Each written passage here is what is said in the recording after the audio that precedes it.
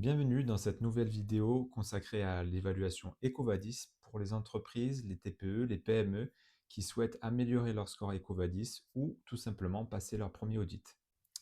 Avant d'aller plus loin, il est important de noter qu'EcoVadis base son système d'évaluation sur des normes internationales comme l'ISO 26000, le GRI ou encore le Global Compact. On parlera du Global Compact un peu plus tard justement. Sachez également que vous pouvez aller sur l'EcoVadis Academy directement sur votre espace client pour améliorer vos compétences en termes d'RSE. Quand on parle d'EcoVadis, on parle souvent d'une plaie administrative au niveau des entreprises et c'est pour ça que j'aime bien montrer ce type de graphique qui montre une démarche RSE qui est gagnante.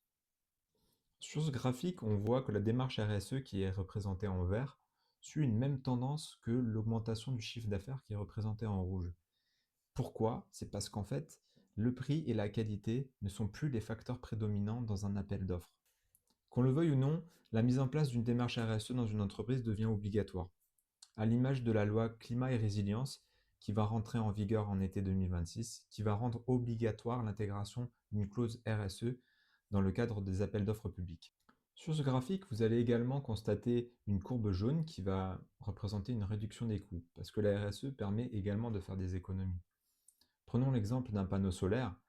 Quand vous allez l'installer, vous allez réduire votre impact environnemental grâce à l'énergie renouvelable, mais vous allez aussi réduire votre consommation d'électricité et donc votre facture. Au-delà des économies, la RSE va vous permettre de mettre en place une gestion des risques qui va vous permettre d'identifier, évaluer et atténuer les risques environnementaux, réputationnels et sociaux qui vont porter sur votre entreprise.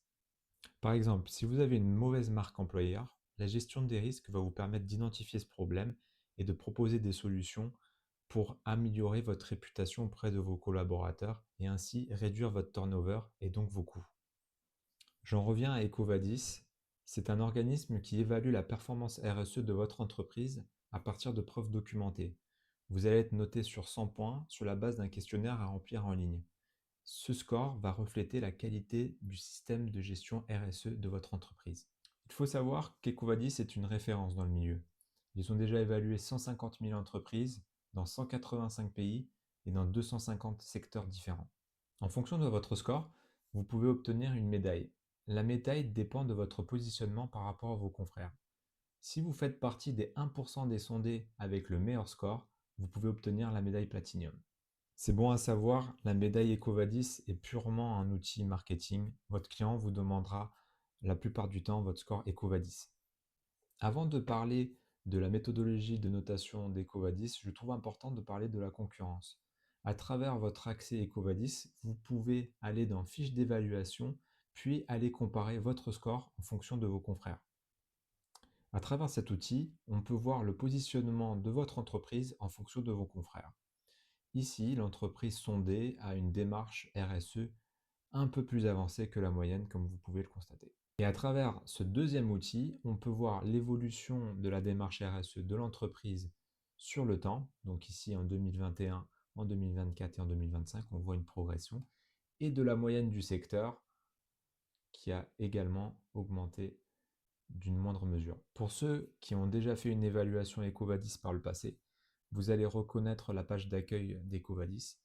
Donc vous allez retrouver beaucoup d'éléments intéressants et pertinents ici, notamment la taille de l'entreprise. Ici, on est sur une taille d'entreprise S. Plus votre entreprise va être petite et moins EcoVadis va vous demander une démarche RSE poussée.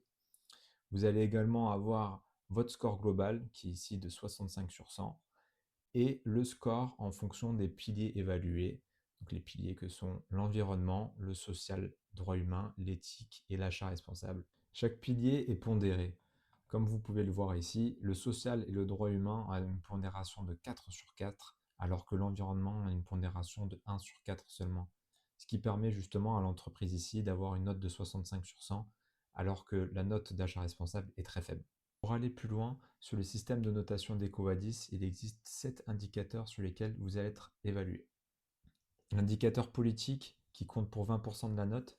Est-ce que vous avez formalisé des politiques internes dans l'entreprise? Est-ce que vous avez des objectifs chiffrés liés à ces mêmes politiques?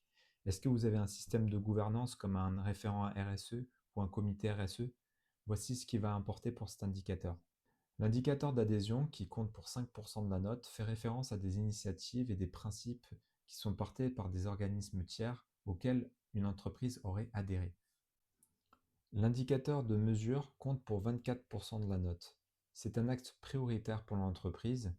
Généralement, les entreprises qui vont avoir une note relativement faible sur ce poste vont avoir du mal à comprendre les attentes d'EcoVadis et vont avoir du mal à structurer les mesures. Pour bien comprendre ce concept, je vais reprendre l'exemple des panneaux solaires. L'idéal ne serait pas de dire simplement j'ai installé des panneaux solaires, mais d'apporter un objectif, l'autoconsommation en électricité renouvelable par exemple, ou encore quantifier la production d'électricité grâce à ces mêmes panneaux.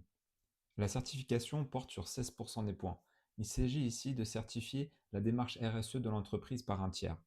Il peut s'agir d'un label entreprise, comme B Corp, Lucie 26000 ou encore le label engagé d'AFNOR, ou un label produit comme FSC ou label rouge. L'indicateur couverture fait référence aux entreprises qui ont une maison mère et des filiales pour s'assurer que les mesures sont mises en place au niveau du groupe. Pour la plupart des TPE et des PME, l'indicateur couverture n'est pas applicable. L'indicateur reporting compte pour 14% des points. Il mesure la qualité du reporting. En d'autres termes, est-ce que les données sont clairement documentées pour prouver les mesures que vous avez mises en place? L'indicateur observation veille 360 degrés compte pour 21% des points. C'est le seul indicateur sur lequel vous n'allez pas pouvoir agir directement. Si vous avez une amende parce que vous avez pollué une rivière, vous allez perdre des points. Si vous avez un prix parce que vous avez une super marque employeur, vous allez gagner des points. Alors, nous avons vu que nous sommes notés sur à la fois 4 piliers qui sont pondérés et les 7 indicateurs d'EcoVadis. Mais il est important de savoir que vous êtes également évalué sur des thèmes qui sont tous listés ici. En vérité, vous n'allez pas être évalué sur l'intégralité des thèmes. Par exemple, ici, on voit que le fabricant d'articles et le fabricant de logiciels ne partagent pas les mêmes thèmes. EcoVadis va affecter les thèmes en fonction de 3 critères: la taille de votre entreprise, le pays dans lequel vous vous trouvez et votre secteur d'activité. Pour avoir une approche plus concrète de la notation, voici la note détaillée d'une entreprise avec sur la gauche les indicateurs dont on vient de parler avec le système de notation et sur le dessus les piliers qui vont de l'environnement achat responsable avec le système de pondération. Ce type de tableau va vous permettre de trouver vos axes d'amélioration beaucoup plus facilement. En l'occurrence ici, je verrai deux axes d'amélioration prioritaires pour l'entreprise. Le premier axe d'amélioration concernerait le système d'adhésion et les certifications. Comme vous pouvez le constater, l'entreprise a globalement 0 sur 100 sur ces deux lignes.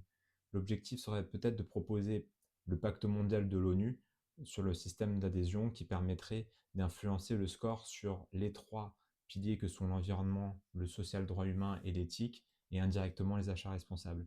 Et sur la partie certification, aller chercher un label du type label engagé AFNOR, B Corp ou encore des certifications qui sont un peu plus accessibles comme le label Positive Company. Le deuxième axe d'amélioration serait la formalisation de politiques internes dans l'entreprise.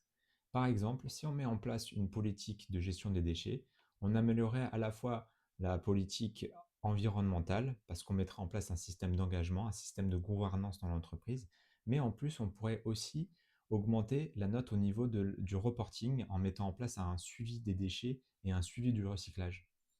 Pour vous permettre d'améliorer votre démarche RSE, EcoVadis va vous mettre en place un plan d'action corrective qui est disponible dans votre accès client. Vous allez avoir la liste de tous les points d'amélioration qui vont être priorisés d'élevé à moyenne à faible. Mon astuce sera de mettre en place un tableau où vous allez pouvoir lister tous les axes d'amélioration d'EcoVadis en fonction des piliers et de mettre en place des points transversaux qui vont affecter une partie ou tous les piliers. Vous pouvez aussi mettre en place un système de couleurs en fonction de la priorité. Avant de finir ma présentation, je voudrais juste parler des objectifs que vous fixez avec EcoVadis. N'oubliez pas que l'amélioration continue se trouve au centre de la méthodologie. Je vous conseillerais vivement de mettre en place une stratégie progressive d'amélioration de votre démarche RSE sur le long terme plutôt que d'essayer de tout faire d'un coup. Sinon, vous allez vous heurter sur 3 contraintes que je liste ci-dessous. Vous allez avoir une contrainte de compétence parce que dans le cadre, par exemple, d'une politique de gestion de déchets, est-ce que vous savez à quoi elle sert, comment la mettre en place? Vous allez avoir une contrainte de budget. Par exemple, dans le cadre d'une labellisation ou d'une certification d'un organisme tiers comme B Corp, ça peut coûter cher. Et vous allez avoir une contrainte de temps parce que votre titre de référent RSE est peut-être complémentaire à votre travail habituel. Merci de m'avoir écouté. Je suis consultant RSE, j'accompagne les entreprises sur des sujets comme EcoVadis. N'hésitez pas à aller regarder sur mon site mycarbone.fr pour avoir plus de détails.